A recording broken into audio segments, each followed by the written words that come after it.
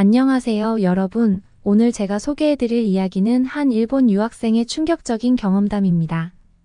그는 태어나고 자란 나라 일본이 언제나 세계 최고라고 믿어왔습니다. 기술, 문화, 경제 모든 면에서 말이죠. 그래서 독일로 유학을 떠날 때도 일본이 세계에서 가장 앞선 나라라는 자부심을 가지고 있었는데요. 그런데 최근 이 자부심이 산산이 부서져 버리는 충격적인 일이 일어났다고 합니다. 도대체 그에게 무슨 일이 있었던 걸까요? 일본이 최고라는 믿음을 뒤흔든 사건은 무엇이었을까요? 지금부터 그 이야기를 여러분께 들려드리겠습니다. 잠깐 구독과 좋아요는 영상 제작에 큰 힘이 됩니다. 감사합니다. 안녕하세요. 저는 타케시입니다. 저는 일본에서 태어나고 자란 평범한 대학생입니다. 저에게 일본은 언제나 세계에서 가장 앞선 나라였어요. 기술, 문화, 경제 모든 면에서 말이죠. 그래서 독일에서 유학을 시작할 때도 일본이 최고라는 믿음을 가지고 있었습니다. 그런데 최근에 제 자부심을 산산이 부숴버린 일이 있었어요. 며칠 전 대학에서 세계의 기술 강국이라는 주제로 강의가 열렸고 기술 혁신에 대해 수업을 듣고 있었어요. 교수님이 세계에서 기술력이 가장 뛰어난 나라들에 대해 이야기하기 시작했죠. 저는 당연히 일본이 중심에 서리라 생각했어요. 일본은 오랫동안 전자제품과 자동차에서 최고를 달려왔으니까요. 교수님은 먼저 미국과 독일의 기술력을 설명하셨어요. 미국의 실리콘밸리가 얼마나 혁신적인지, 독일의 자동차 산업이 얼마나 정밀한지 말이죠.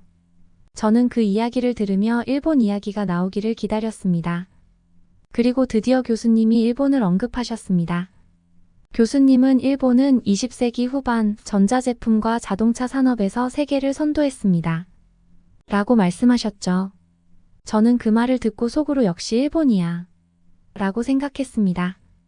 하지만 그 다음 순간 교수님의 입에서 나온 한마디가 저를 충격에 빠뜨렸습니다. 최근 몇 년간 기술 혁신에서 주목받는 나라가 있습니다. 바로 한국입니다. 저는 그 말을 듣고 순간 멍해졌어요. 뜬금없이 한국이 일본보다 더 앞선다고? 도대체 무슨 말일까 궁금했죠. 한국의 기술력에 대해 교수님은 계속해서 설명하셨습니다. 특히 한국은 스마트폰 같은 고급 기기에 사용되는 OLED 패널 기술에서 세계를 선도하고 있습니다. OLED는 화면을 더 밝고 선명하게 만들어주는 기술인데 그 중에서도 LTPO라는 기술은 전력을 훨씬 적게 쓰면서도 화면의 품질을 유지할 수 있어요. 저는 LTPO라는 단어를 처음 들었습니다. 교수님은 쉽게 설명해 주셨죠. LTPO 기술은 스마트폰의 배터리를 아끼면서도 화면을 밝게 유지해주는 기술이에요. 이 기술 덕분에 스마트폰이 더 오래가고 배터리가 빨리 닳지 않게 되죠. 교수님은 계속해서 말씀하셨어요. 이 LTPO 기술에서 한국 기업들이 세계에서 가장 앞서 있습니다. 지난 10년 동안 한국은 이 기술에 대한 특허를 가장 많이 냈고 지금은 전 세계의 시장을 거의 지배하고 있어요. 저는 그 말을 듣고 믿을 수 없다는 생각이 들었어요. 일본이 항상 기술력에서 최고라고 생각했는데 한국이 더 앞서 있다는 사실이 받아들여지지 않았죠. 그래서 저는 손을 들어 물었습니다. 교수님, 하지만 일본은 여전히 뛰어난 기술력을 가지고 있지 않습니까? 한국의 성과가 최근 몇 년 동안 눈에 띄었을지라도 일본의 기술은 여전히 세계 최고라고 생각합니다.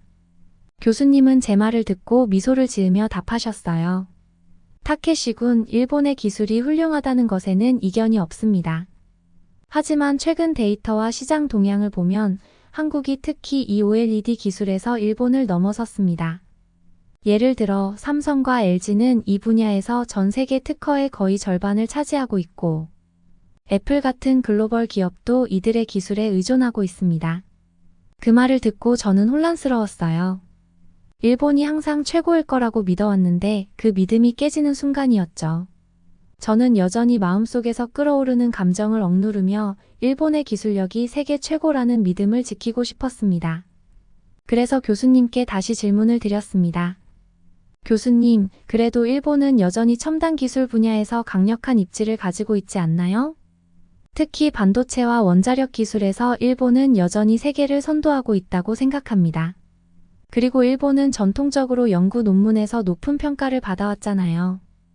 한국이 몇몇 분야에서 두각을 나타냈다고 해도 일본의 기술력이 이렇게 쉽게 무너질 리는 없다고 생각합니다. 교수님은 제 말을 진지하게 들으시며 고개를 끄덕이셨습니다. 타케시 군이 말씀하신 부분도 일리가 있습니다. 일본은 여전히 반도체와 원자력 분야에서 강한 경쟁력을 유지하고 있어요. 하지만 전체적인 기술 트렌드를 보면 일본이 과거에 비해 얼마나 뒤처졌는지를 알 수 있습니다. 교수님은 잠시 호흡을 가다듬으시고 더 깊이 설명하기 시작하셨습니다. 최근 호주 전략정책연구소에서 발표한 보고서에 따르면 전 세계 첨단 기술 분야에서 일본의 위치가 크게 후퇴했습니다. 이 보고서는 전 세계에서 출판된 64개 첨단 기술 분야의 논문을 분석해 국가별 기술력을 평가한 자료입니다. 그런데 일본은 단 한 분야에서도 2위에 오르지 못했어요. 일본이 상위 5위에 겨우 턱걸이한 분야는 주로 전통적인 반도체와 원자력 기술에 불과했습니다. 반면에 한국은 24개 분야에서 상위 5위 안에 들었고, 특히 AI와 에너지 분야에서 강점을 보였다는 평가를 받았습니다. 교수님의 말을 듣고 저는 놀라지 않을 수 없었습니다. 그럼 일본이 그동안 세계에서 최고의 자리를 지켜왔던 기술 분야에서도 이제는 밀려나고 있다는 말인가? 교수님은 제 표정을 읽으신 듯 차분하게 고개를 끄덕이며 설명을 이어가셨습니다. 그렇습니다. 예전에는 일본이 32개 첨단 기술 분야에서 상위 5위 안에 들었지만 지금은 단 8개 분야로 줄어들었어요. 반면에 한국은 과거 7개 분야에서 지금은 24개 분야로 늘어났습니다. 이건 단순한 일시적인 변화가 아니라 지난 20년 동안 축적된 결과입니다. 일본이 전통적인 강점을 가진 분야에서조차 이제는 중국, 한국, 그리고 다른 국가들에게 자리를 내주고 있는 상황입니다. 교수님은 제가 이해할 수 있도록 더 쉽게 설명을 이어가셨습니다. 이 말은 일본이 그동안 쌓아온 기술적 우위가 빠르게 약화되고 있다는 것을 의미해요. 한국은 특히 인공지능 AI과 에너지 기술에서 큰 성과를 내고 있습니다. 예를 들어 AI 알고리즘과 하드웨어 가속기, 고성능 컴퓨팅 분야에서 한국이 상위 5위 안에 들고 있어요. 한국이 최근 몇 년 동안 AI 분야에서 이루어낸 발전은 일본이 따라잡기 어려울 정도로 빠르게 성장하고 있죠. 저는 충격을 받은 듯 아무 말도 할 수 없었습니다. 제가 항상 자랑스럽게 여겨왔던 일본의 기술력이 이렇게 빠르게 쇠퇴하고 있다는 사실이 믿기지 않았습니다. 교수님은 마지막으로 덧붙이셨습니다. 지금 세계는 기술 혁신이 아주 빠르게 진행되고 있습니다. 단지 몇몇 전통적인 기술 분야에서 우위를 유지하는 것만으로는 더 이상 글로벌 경쟁에서 살아남기 어렵습니다. 일본은 분명히 뛰어난 나라이고 기술적으로도 훌륭한 성과를 이루어냈습니다. 그러나 지금은 그 자부심에만 머물러 있을 수는 없습니다. 한국이 최근에 이룬 성과에서 일본이 배워야 할 점이 많습니다. 교수님의 말이 끝나고 교실은 잠시 조용해졌습니다. 제 머릿속에는 계속해서 많은 생각이 떠올랐지만 그중 하나는 분명했습니다. 일본이 그동안 쌓아온 자부심이 너무나도 쉽게 흔들리고 있다는 사실에 마음이 무거웠습니다. 교수님이 질문하려는 순간 독일 출신의 안드레아스가 갑자기 손을 들었습니다. 교수님은 잠시 멈추고 그를 바라보며 말씀하셨습니다. 안드레아스 하실 말씀이 있나요? 안드레아스는 저를 바라보며 차분하게 입을 열었습니다. 타케시 군에게 잠시 이야기하고 싶은 게 있습니다. 최근 올림픽을 통해 제가 느낀 점을 나누고 싶어서요. 저는 그의 말을 듣고 긴장하며 귀를 기울였습니다. 안드레아스는 조심스럽게 말을 이어갔습니다. 일본이 훌륭한 나라인 것은 누구나 인정합니다. 하지만 이번 올림픽을 보면서 한 가지 분명히 느꼈어요. 한국이 이제는 여러 방면에서 일본을 앞서고 있다는 사실입니다. 그의 말에 놀란 저는 자세히 설명해달라는 듯이 바라보았습니다. 안드레아스는 저와 눈을 맞추며 말을 이어갔습니다. 이번 2024 파리 올림픽에서 한국이 일본보다 더 높은 종합순위를 기록했어요. 한국은 예상보다 훨씬 좋은 성과를 냈고 종합순위에서도 일본을 앞질렀죠. 올림픽에서의 성과는 그 나라가 얼마나 발전하고 있는지를 보여주는 하나의 지표라고 생각합니다. 안드레아스는 잠시 말을 멈추고 진지한 표정으로 제게 말했습니다. 다른 나라들도 정말 대단합니다. 일본만이 최고라고 생각하지 말고 더 넓은 시각으로 세상을 바라보세요. 세상은 빠르게 변하고 있고 우리는 그 변화를 받아들이고 배워야 합니다. 한국이 이룬 성과를 무시하거나 깎아내리지 말고 그들로부터 배울 점을 찾는 게 중요하다고 생각합니다. 그의 말이 끝나자 교실은 다시 조용해졌습니다. 저는 그녀의 말을 곱씹으며 일본에 대한 자부심만으로는 세상을 제대로 볼 수 없다는 것을 깨달았습니다. 그렇지만 안드레아스의 말을 들으면서 저는 마음속 깊은 곳에서부터 화가 치밀어 올랐습니다. 그녀의 논리는 타당해 보였지만 일본이 한국보다 뒤처졌다는 것을 인정하는 것은 제 자존심에 큰 상처를 주었습니다. 나는 한국이 올림픽에서 더 나은 성적을 거뒀다고 해서 일본이 쉽게 무너졌다고 생각하지 않았습니다. 제 자신과 일본에 대한 자부심을 지키고 싶었기에 다시 반박하지 않을 수 없었습니다. 저는 안드레아스를 향해 눈을 부릅뜨며 말했습니다.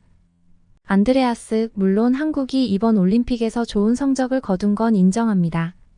하지만 그걸로 일본이 한국보다 뒤처졌다고 단정 짓는 것은 너무 단순한 결론이에요. 일본은 단순한 스포츠 성과를 넘어 역사적으로도 훨씬 더 강력한 나라였습니다. 우리는 일본이 이루어온 성과를 잊어서는 안 됩니다. 교실 안의 분위기는 더욱 무거워졌고 모든 시선이 제게로 집중되는 것을 느꼈습니다. 하지만 저는 물러서지 않았습니다. 가슴속에서 끓어오르는 자존심이 저를 밀어붙였기 때문입니다. 저는 목소리를 조금 더 높이며 계속 말했습니다. 일본은 과거에 한국을 지배했던 나라입니다. 우리 군사력과 경제력은 아시아에서 가장 강력했어요. 일본은 제2차 세계대전 이전에 이미 군사적으로도 경제적으로도 세계에서 인정받는 강대국이었습니다. 그 힘이 바로 우리가 이룬 성공의 바탕이 되었죠.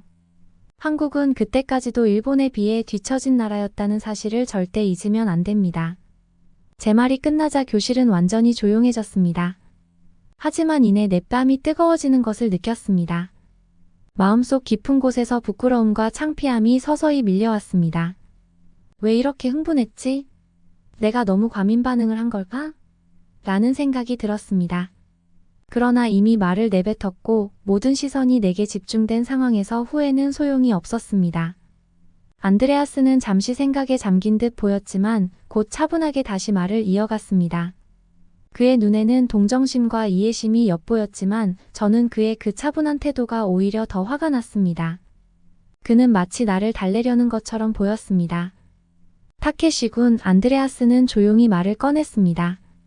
일본이 과거에 강력했던 것은 누구도 부정하지 않습니다. 일본의 군사력과 경제력이 한데 아시아에서 가장 강력했던 것도 사실입니다. 그러나 지금 우리는 21세기에 살고 있습니다. 과거의 영광이 현재를 결정짓지 않는다는 것을 잊지 말아야 해요. 저는 그의 말에 반박하고 싶었지만 안드레아스의 차분한 목소리와 확신에 찬 눈빛이 내 입을 막아버린 것 같았습니다. 그는 계속해서 말을 이어갔습니다. 일본이 과거에 한국을 지배했던 역사는 분명 중요합니다. 하지만 그것이 현재 일본의 우위를 보장해주지는 않습니다. 세계는 계속 변하고 있으며 현재의 경쟁력은 과거의 성과가 아닌 지금 우리가 어떤 변화를 이끌어내고 있는지에 달려 있습니다. 안드레아스는 잠시 말을 멈추고 교실을 둘러보았습니다. 그의 말은 마치 교수님의 지적처럼 명확하고 논리적이었지만 나는 속에서 부글부글 끓는 화와 함께 얼굴이 더욱 붉어지는 것을 느꼈습니다.